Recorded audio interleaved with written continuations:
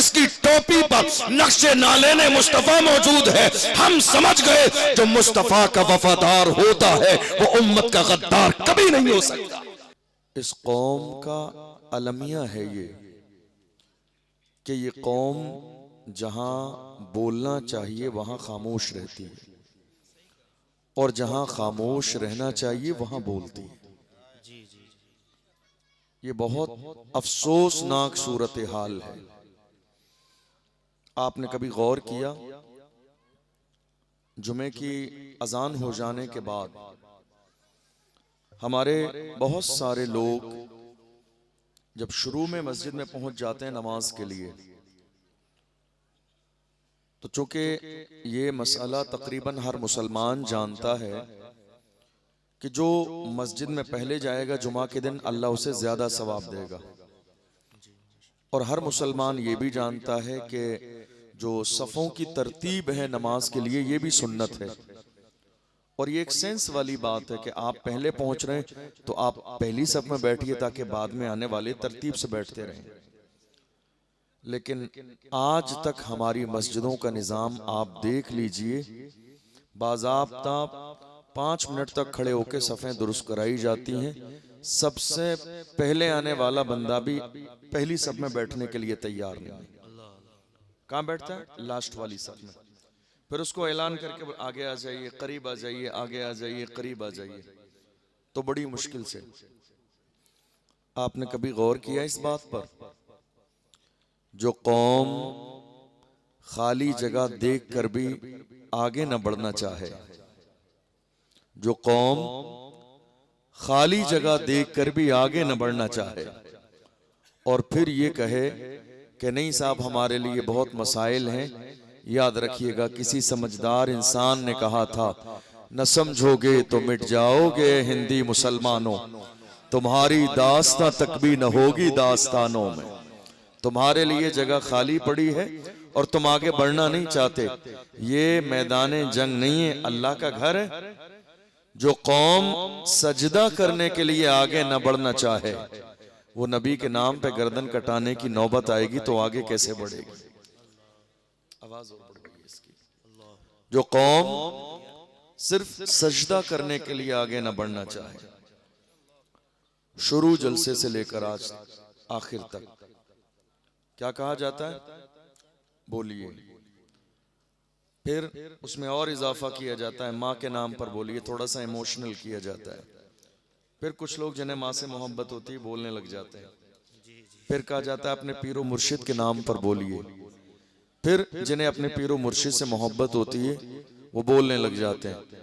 चंद minute बोलने के बाद फिर वही चाल बेढंगी जो पहले थी वो अब भी है, फिर वही अंदाज हो जाता है। आप यकीन जानिए, आप खामोश बैठे हैं और लगातार आपसे शुरू से लेकर आखिर तक कहा जाता है बोलिए बोलिए, सुभान अल्लाह बोलिए, हाथ उठाइए, आवाज निकालिए। दरअसल आप खामोश बैठे हैं, दुनिया यही तो चाहती है कलमा पढ़ने वाले खामोश हो जाएं। दुनिया यही चाहती है कलमा पढ़ने वालों की जबान से कोई जुमला ना निकले। दुनिया यही चाहती है जुल्म सहते रहें, खामोश रहें। दुनिया यही चाहती है हुकूक दबाए जाते रहें और ये खामोश रहें। दुनिया यही चाहती है हुजूर के नाम पर गुस्ताखी की जाए और ये कलमा पढ़ने वाले खामोश रहें। दुनिया यही चाहती है मस्जिदों पर हमले हों और ये कलमा पढ़ने वाले खामोश रहें। दुनिया यही चाहती है मदरसों पे हमले हों और कलमा पढ़ने वाले खामोश रहें। दुनिया यही तो चाहती है आप गूंगे और बहरों की तरह जिंदगी गुजारें, एक जुमला भी आपकी जबान से न निकले। दुनिया हमेशा यही चाहती है इंतजार में आप खामोश रहें और आप खामोश बैठे भी हैं। मेरी कौम के गैरतमंद जबानों, ये दौर खामोश रहने का नहीं, ये दौर बोलने का है। किसी समझदार इंसान ने कहा था ये खामोश मिजाजी तुम्हें जीने नहीं देगी, ये खामोश मिजाजी तुम्हें जीने नहीं देगी। इस दौर में जीना है तो कोहराम मचा दो। ये खामोश रहने का दौर नहीं है, ये बोलने का दौर है, अपने हुकूक के मुतालबे का दौर है। मैं ये नहीं कह रहा हूं कि आप मुल्क के कानून को नजरअंदाज कर दें, नहीं। ये बड़ी अच्छी बात है कि जितना मुल्क के कानून का एहतराम मुसलमान करते हैं शायद ही कोई करता हो, जितना हिंदुस्तान के कानून का एहतराम हम करते हैं इतना कोई और करता हो। हमने दुनिया की बहुत सारी कौमें देखी हैं, सिर्फ उनके बाप की शान में तौहीन होती है तो वो घरों से बाहर निकल के तोड़ फोड़ शुरू कर देते हैं, मगर जाने कायनात, रूहे कायनात, इमाम उल अंबिया की शान में गुस्ताखी हुई, फिर भी मुसलमानों ने इतना सब्र किया कि थाने और कलेक्ट्री में जाके अपनी अर्जियां पेश की कि जिन्होंने नबी की शान में गुस्ताखी की है उन्हें मुल्क के कानून के मुताबिक सजा दी जाए। इससे ज्यादा एहतराम और क्या होगा। मगर फिर भी दुनिया मौका ब मौका इस तरह के जो है नजरियात पेश करती रहती है। आज जरूरत इस बात की है, कलमा पढ़ने वाले मुसलमान जो आज जज्बाती होकर सिर्फ दिखावे के लिए नारा लगा रहे हैं, गौस का दामन नहीं छोड़ेंगे, हुजूर का दामन नहीं छोड़ेंगे, गरीब नवाज का दामन नहीं छोड़ेंगे। मुझे ये बताइए कभी गौसे आजम का दामन आपने पकड़ा भी? पकड़ा भी आपने गौसे आजम का दामन? कभी देखा भी है गौसे आजम के दामन का रंग कैसा है? गरीब नवाज का दामन आपने पकड़ा? जिस कौम के जवान शराबी हो जाएं वो ये नारा कैसे लगा सकते हैं गौस का दामन नहीं छोड़ेंगे?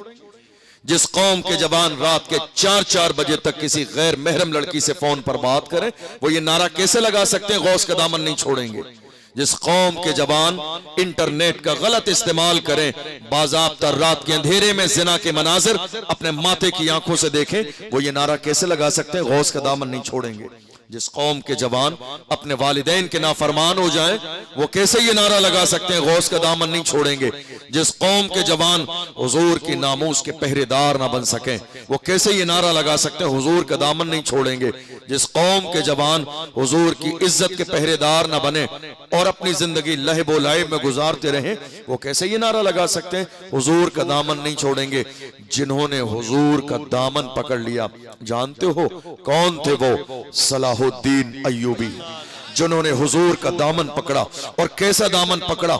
मस्जिद अक्सा के दरो दीवार के सामने जिस जमाने में यहूदियों का कब्जा था, दुनिया कह रही थी किसी भी कीमत पर मस्जिद अक्सा यहूदियों के कब्जे से आजाद नहीं होगी, उस जमाने में सलाहुद्दीन अय्यूबी एक छोटे से लश्कर को ले जाने के बाद में मस्जिद अक्सा के सामने खड़े हैं और ऐलान कर रहे हैं, मायूस न हो ऐ चमने मिल्लत बैज़ा, जिंदा है तो सींचेंगे तुझे खून जिगर से। मायूस न हो ऐ चमने मिल्लत बैज़ा, जिंदा है तो सींचेंगे तुझे खून जिगर से।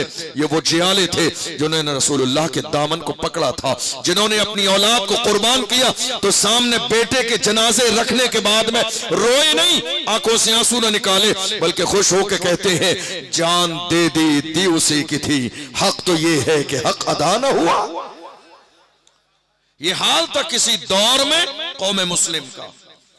आज अफसोस कि सिर्फ नारे रह गए, अफसोस कि हमारे यहां दिखावा रह गया, अफसोस कि आज हम प्रैक्टिकल नहीं।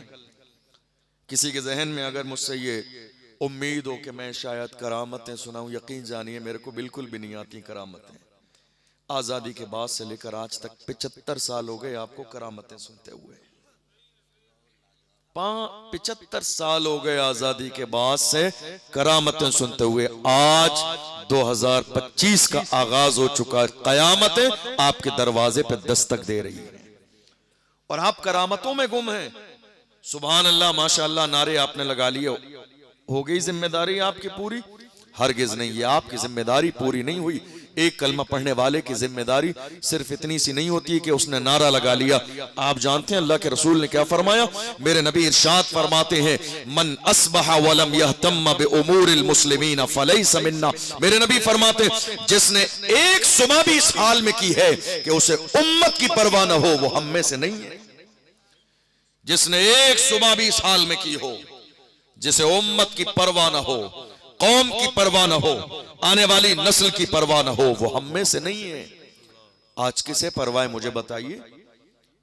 चैन की नींद सो रहे हैं हमारे लोग, खा रहे हैं पी रहे हैं, न दीन की परवाह, न कौम की परवाह, न बेटियों की इज्जत व आबरू की परवाह, न आने वाली नस्ल की परवाह। फिर कह रहे हैं हालात बहुत ज्यादा खराब है, जमाना बहुत ज्यादा खराब है। हजरत मौलाई कायनात फरमाते हैं, लोगों जमाने को गाली न दो, जमाना हमसे है, हम जमाने से नहीं है।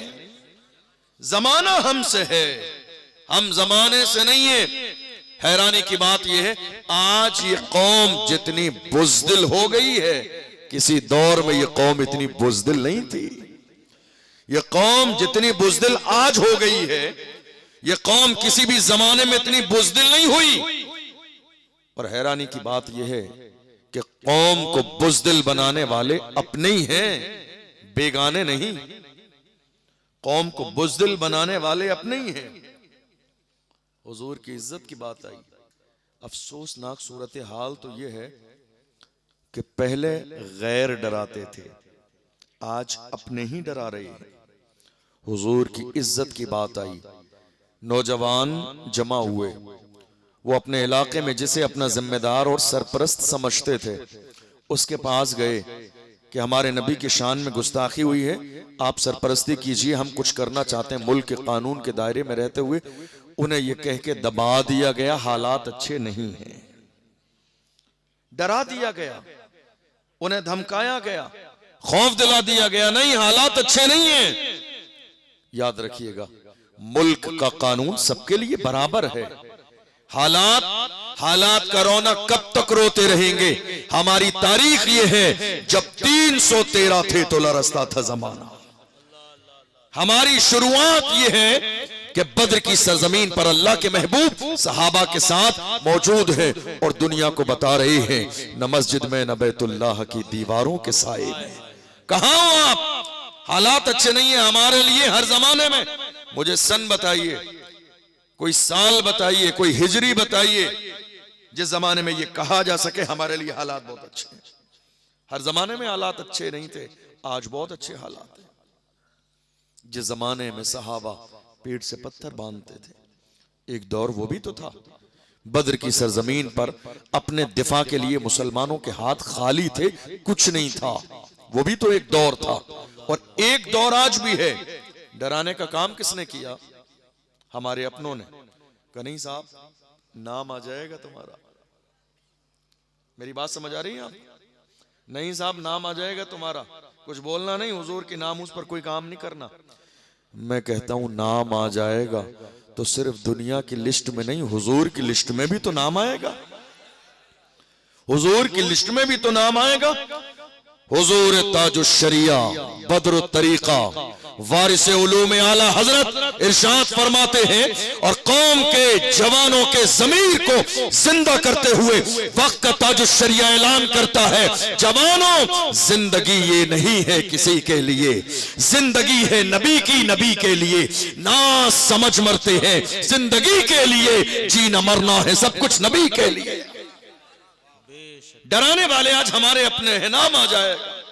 याद रखिएगा, ये फिक्र बिलाल हबशी को नहीं थी, ये फिक्र सलमान फारसी को नहीं थी, ये फिक्र अम्मार बिन यासिर को नहीं थी, ये फिक्र सुहैब रूमी को नहीं थी। एक व्हील चेयर पे बैठने वाला भी इस फिक्र के लिए नहीं परेशान था। एक व्हील चेयर पे बैठने वाला वो मर्द कलंदर जिसने ऐसी ही सर्दी में, कोहरे के जमाने में, फैजाबाद के धरने में, दिसंबर की सर्दी में दुनिया की आंखों में आंखें डाल के कहा था, उन्हें जाना, उन्हें माना, न रखा गैर से काम, लिल्लाहिल हम्द में दुनिया से मुसलमान गया। नारे तकबीर, नारे रिसालत, नारे रिसालत, तहफ्फुज़े नामूसे रिसालत, नारे तकबीर। पैर सलामत हैं आपके, हाथ सलामत हैं आपके। ये डर और ये खौफ अपने सीने से निकालिए।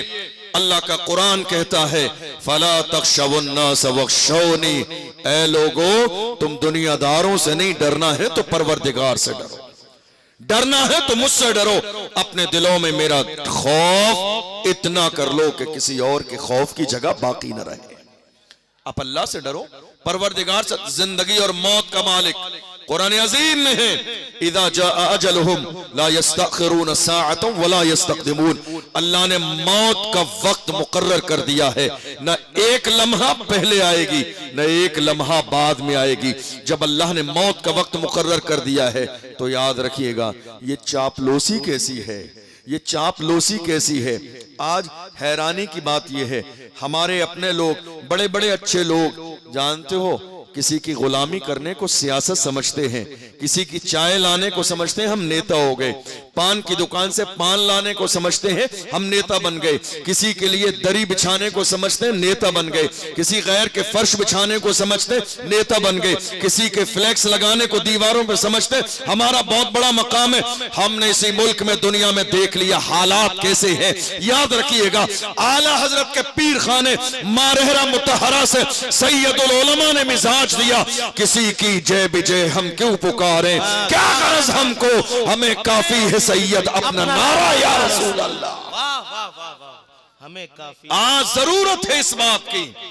ये कौम जानते हो मुल्क के कोने कोने पर जो हालात खराब हैं उसकी सबसे बड़ी वजह यह है सियासत में हिस्सेदारी का न होना।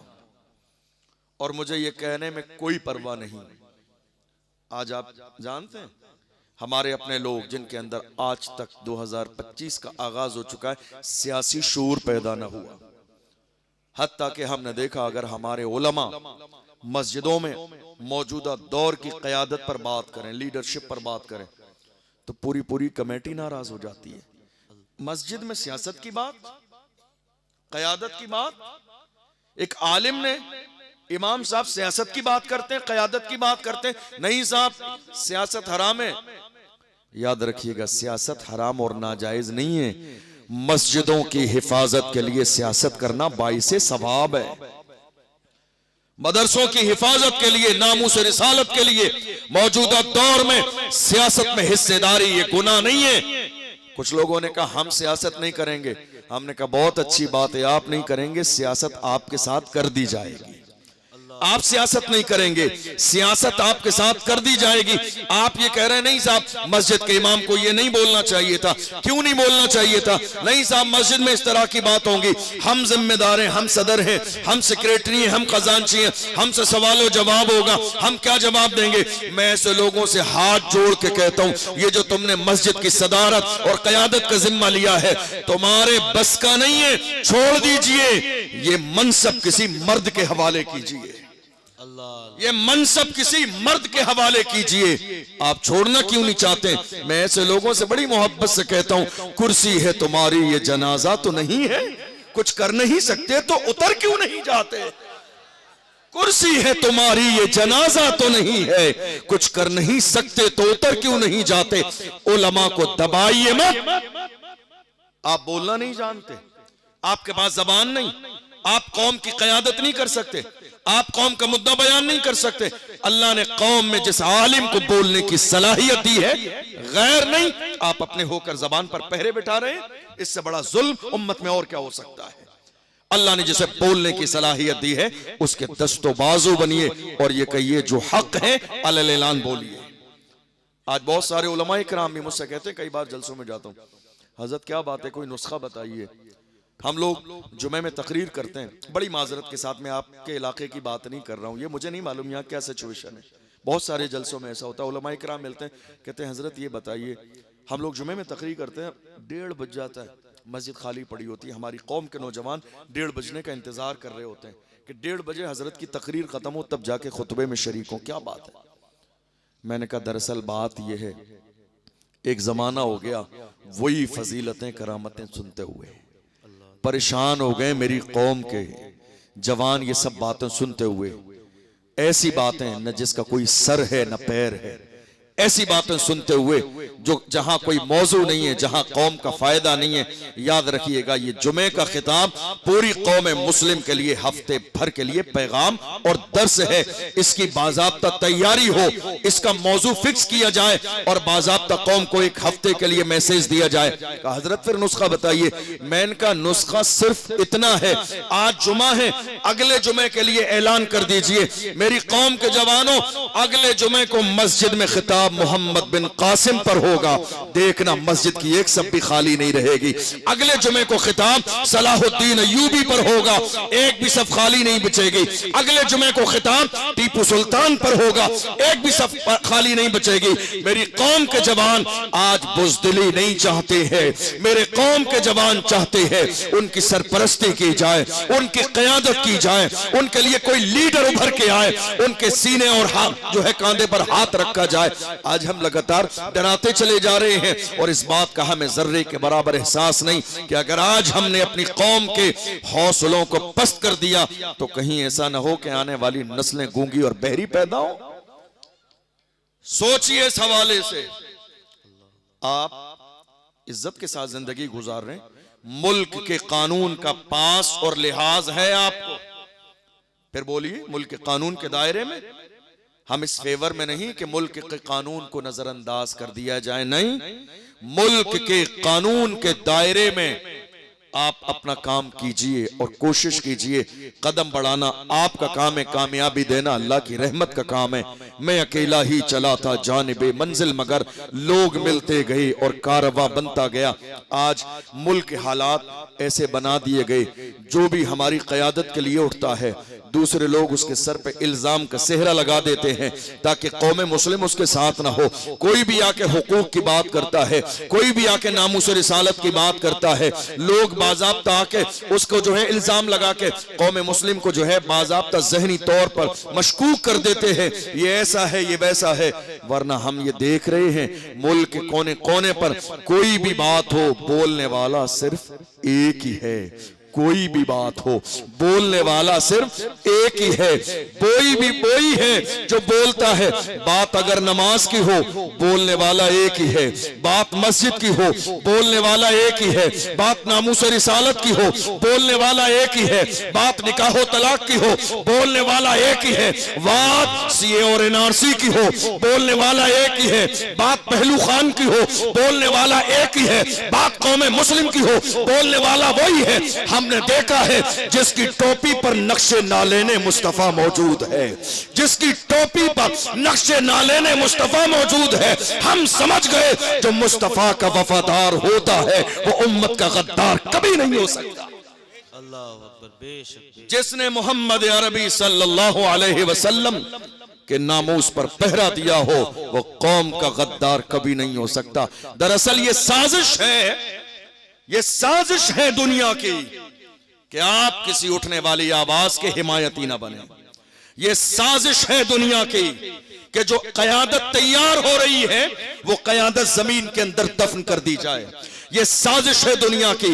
दुनिया किसी भी उठने वाली कयादत को इतनी आसानी के साथ हजम करने के लिए तैयार नहीं होती है। मगर ऐ मेरी कौम के लोगों, याद रखो, अपने अंदर थोड़ा सा सियासी शूर पैदा करो। सियासत में हिस्सेदारी हमारा भी तो हक है, सियासत में हिस्सेदारी एक मुसलमान का भी हक है, सियासत में हिस्सेदारी हुजूर के गुलामों का भी हक है। ये कोई ऐसी चीज नहीं है, अल्लाह की इज्जत की कसम, जिस मुल्क हिंदुस्तान की सरजमीन पर हम रहते हैं, हालांकि बहुत सारे लोगों ने ये ख्वाब देखा भी है और कुछ लोग जबान से जाहिर भी कर देते हैं और वो अपने अंदाज में हमें ये एहसास दिलाने की कोशिश करते हैं कि ये कलमा पढ़ने वाले हिंदुस्तान की सरजमीन पर किराएदार हैं। मगर ऐसे लोगों से हम बड़ी मोहब्बत के साथ कहते हैं, हिंद को नाज है जिस पर वो निशानी हम हैं, हिंद को नाज है जिस पर वो निशानी हम हैं, ताज और लाल किले के यहाँ बानी हम हैं, न घबराओ मुसलमानों खुदा की शान बाकी है, अभी इस्लाम जिंदा है, अभी कुरान बाकी है। ये दुश्मन क्या समझते हैं जो अपने दिल में हंसते हैं, अभी तो करबला का आखिरी मैदान बाकी है। हिंदुस्तान जब पड़ा वक्त चमन पे तो लहू हमने दिया, जब पड़ा वक्त चमन पे तो लहू हमने दिया। आज कहते हो कि गुलशन में तेरा काम नहीं, अरे हम भी तामीर वतन में हैं बराबर के शरीक, हम भी तामीर वतन में हैं बराबर के शरीक। दरो दीवार अगर तुम हो तो बुनियाद है हम भी तामीर वतन में हैं बराबर के शरीक।